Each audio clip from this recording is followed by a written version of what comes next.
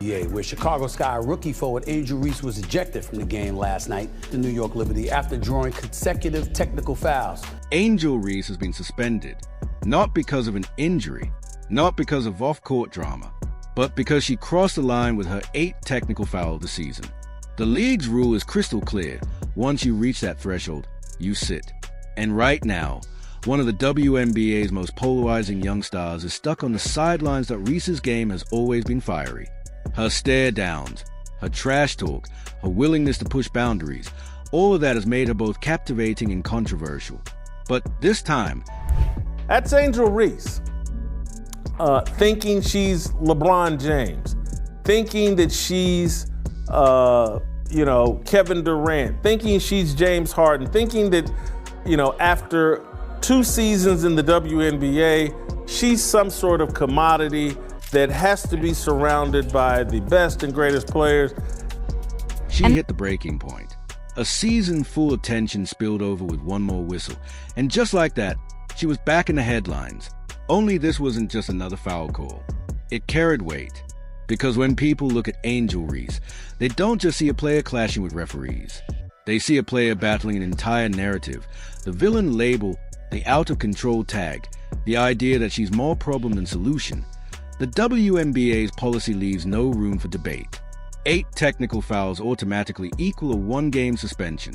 No appeals, no loopholes, no second chances.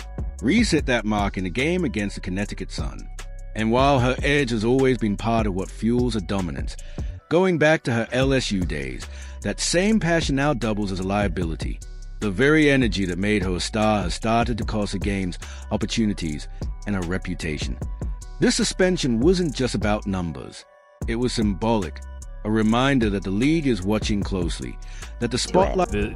She buried her coaching staff, buried her teammates, buried, the moves that were made for the front office and just the general idea of the organization itself, the moves that need to be made. Now, a lot of us have... on Reese doesn't just amplify her highlights, it magnifies her mistakes. Instead of cooling the storm, she found herself fanning the flames. Things took another turn after the game. When Reese sat down for an interview, asked about the Sky's direction, she didn't stick to herself. She went big, making bold statements about the team's future. She argued that the roster couldn't remain the same. She called for great players in free agency. She suggested that she and Camila Cardoso were the only guaranteed returners. And then she turned toward one of the most respected... I don't think I'm frustrated. I probably am frustrated myself right now.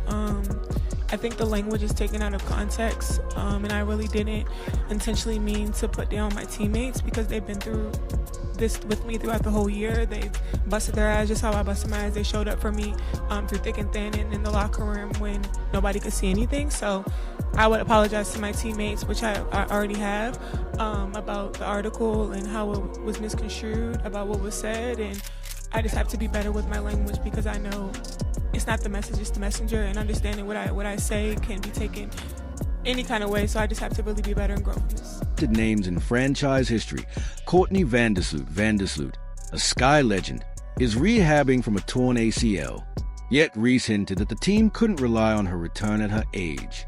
Those words hit hard. For a second-year player to position herself above her teammates, especially a veteran who helped build the franchise, was seen by many as arrogance. Media outlets jumped on it. Fans criticized the tone.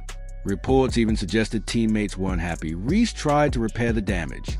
She said I've been telling you all that Angel Reese wants out of Chicago. She's a front runner. She's going to, I said this very early in this season, she's going to be looking to exit the Chicago Sky. The going has gotten tough. And when the going gets tough, Angel Reese gets going, just ask Maryland. Perception becomes reality. Reese may have wanted to push for accountability and higher standards, but the message sounded like self-promotion. Instead of lifting her teammates, it came across as tearing them down. And in sports, that's a dangerous look. Leadership is fragile. Once people question whether you're for the team or just yourself, trust evaporates. The conversation escalated when Stephen A. Smith weighed in. known for blunt takes. And when Angel Reese comes out and says, she ain't the only one everybody's watching, they're watching me too, they're watching others, a day later she gets ejected. I ask a simple question. I don't have an answer. I'm not pretending to have an answer. I'm not going to give you an answer. I'm going to ask you a simple question. If that's Caitlin Clark, does she get ejected from that game? He didn't hold back. He acknowledged that Reese is a star, but quickly reminded everyone, she's not Caitlin Clark, not yet. His point was clear. Clark operates under a different set of rules. The league punishes Reese swiftly, while Clark continues to shine. Reese herself had declared early in the season that fans weren't just tuning in. That I highlighted was that Caitlin Clark's the golden goose. She happens to be a terrific talent who's white and very, very marketable. The combination of the two things make her the golden goose for the WNBA. Go after her, compete with her, get the better of her at every turn. Nobody's questioning that you can't go after her. Clark, but for her too. And weeks later, she was ejected. The irony was too easy for critics to point out. Stephen framed the issue as fairness versus reality. If that was Caitlin Clark, does she get tossed? No, and you'll know better. The rules may look equal on paper, but the whistles, in his eyes, are not. Clark is the league's golden goose, protected because her presence drives ratings, ticket sales, and sponsorships. Reese doesn't receive that same shield, but Stephen also challenged Reese directly. It ain't fair, he admitted, but fair is a place where they judge pigs. The reality is, Clark is a golden goose. You don't bite the hand that... That's Angel Reese and her delusion that we should not be surprised by, because the way she's talked about, the way she's discussed, the way that Ryan Clark and all these other people cape up for Angel Reese and pretend like she's the greatest thing since sliced bread, she's leaned into her delusion. She wants everybody out of here. Do we have the quote where none of this is a secret. Angel Reese is a nightmare to play with and play for. Feeds the league. His message was blunt. Reese has to adapt. The league won't bend to her. Fighting the business side of basketball is a losing battle. Still, he recognized her talent. He praised her relentlessness, her physicality, her star power. But he warned that antics can overshadow ability. If people start talking more about technical fouls and buckets, the narrative flips. Talent alone won't protect her if headlines become distractions. Jason Whitlock was even harsher. He labeled Reese immature, more invested in drama than discipline, more focused on sound bites and basketball. In his eyes, her brand is veering away from her actual game. Instead of stories about rebounds and victories, the focus is on ejections, suspensions, and controversial interviews. That's a dangerous trajectory, one where short-term attention gives way to long-term damage. Whitlock also emphasized image. He argued that the league will gladly cast Reese as a villain opposite Caitlin Clark. Clark is the safe, marketable face of the WNBA, the record breaker, the star driving revenue. These conversations hit the mainstream, right? It's easy to see that Caitlin is usually portrayed as the victim and Angel is usually portrayed as the villain, and that is rooted in my observation. Somebody can tell me I'm wrong, but it is rooted in my observation in the racial identity of these women and where they come from. One sponsors love. Reese, with a fiery demeanor and confrontational style, fits neatly into the opposite role. If she keeps supplying material with her actions and words, Whitlock believes she'll be locked into that villain mold permanently. But this story is bigger than basketball. Monica Mucknott highlighted the contrast in how the media frames the two players.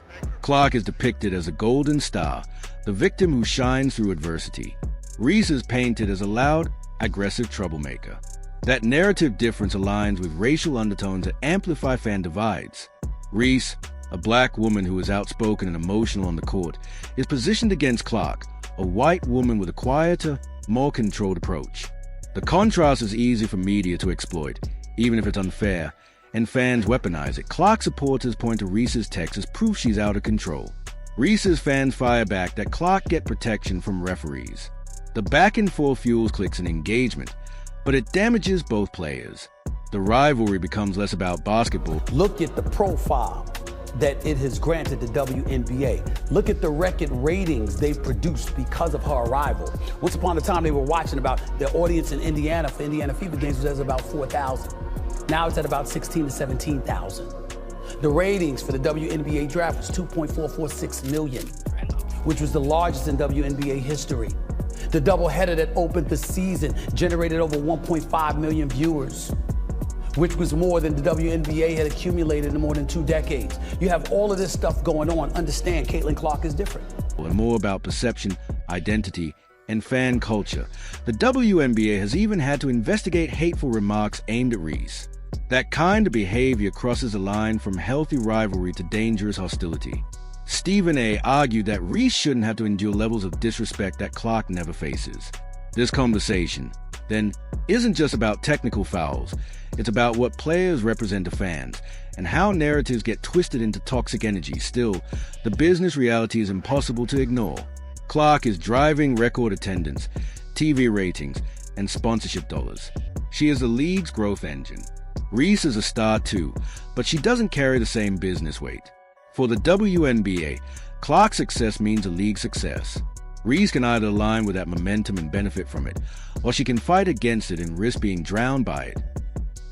Leaning into the villain role may feel empowering for Reese in the moment, but once that label sticks, it's nearly impossible to shake.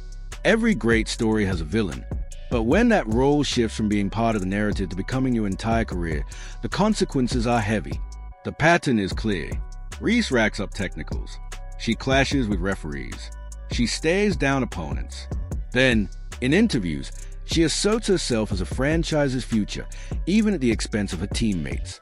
It's bold, but it fuels a perception that she's self-centered. Inside the locker room, tensions are real. Reports say her teammates were upset with her comments. The organization even had to schedule a meeting to address it. That's not just media spin, that's tangible division. Support still exists. Lonzo Ball, for instance, publicly offered to pay her fine after her last ejection,